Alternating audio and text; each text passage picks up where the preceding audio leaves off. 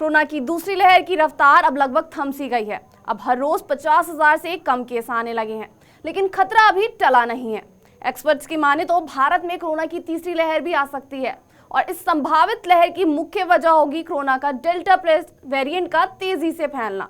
बता दें कि भारत में दूसरी लहर कोरोना के डेल्टा प्लस वेरिएंट से आई है, लेकिन अब इसी वायरस में अपना रूप बदल लिया है और इसे डेल्टा प्लस का नाम दे दिया है। कोरोना का ये वेरिएंट दूसरों के मुकाबले काफी तेजी से फैल रहा है।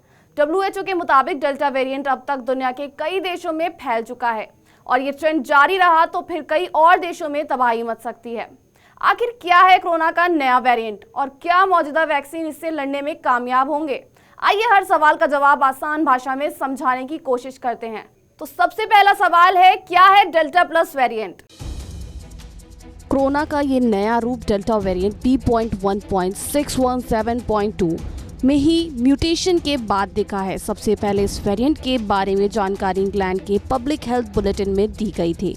वैज्ञानिकों के मुताबिक ये डेल्टा वेरिएंट में प्रोटीन म्यूटेशन के बाद बना है। इसे K4179 का नाम दिया गया है। ये इससे पहले बीटा वेरिएंट में भी मिला था और इसकी पहचान सबसे पहले साउथ अफ्रीका में की गई थी। फिलहाल इसे वेरिएंट ऑफ इंटरेस्ट के कैटेगरी में रखा गया है, यानी इसमें ये पता लगाने की कोशिश की जाएगी कि किस तरह से ये अपना रूप बदल रहा है। सबसे पहले कहां मिला था ये डेल्टा प्लस का वेरिएंट? सबसे पहले डेल्टा प्लस का वेरिएंट इस साल मार्च में यूरोप में मिला था। तब से लेकर अब तक इस वेरिएंट पर निगरानी रखी जा रही थी। आम लोगों को इसके बारे में जून में पता चला। अब ये वेरिएंट यूरोप, एशिया और अमेरिका जैसे देशों में भी फैल गया है। भारत में कहां-कहां मिले हैं डेल्टा प्लस वेरिएंट के केस? भारत के कई राज्यों से अब इस वेरिएंट से जुड़े केस लगातार सामने आ रहे हैं। पूरे देश से डेल्टा प्लस वेरिएंट के 40 से ज्यादा मामले सामने आए हैं, जिसमें सबसे ज्यादा 21 मामले महाराष्ट्र में हैं। इसके बाद मध्य प्रदेश की बारी आती है। यहाँ डेल्टा वेरिएंट के 6 केस मिले हैं, जबकि तमिलनाडु और केरल से 3-3 केस सामने आए हैं।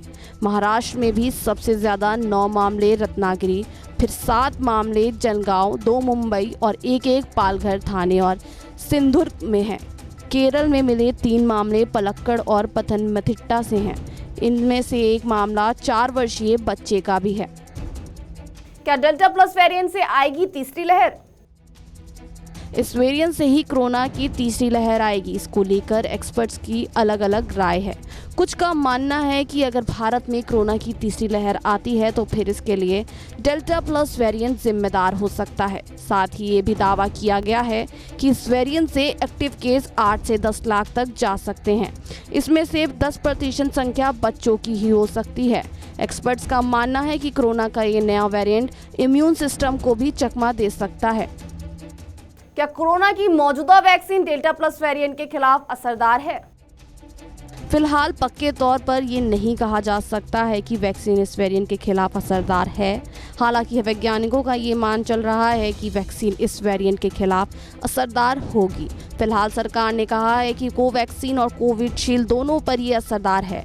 ICMR ने कहा है कि फिलहाल इस बात को लेकर स्टडी की जा रही है कि हमारे यहाँ की वैक्सीन इसके खिलाफ असरदार है या नहीं। तो आज के लिए इतना ही और देश दुनिया की तमाम बड़ी खबरों के लिए बने रहे हमारे साथ। धन्यवाद।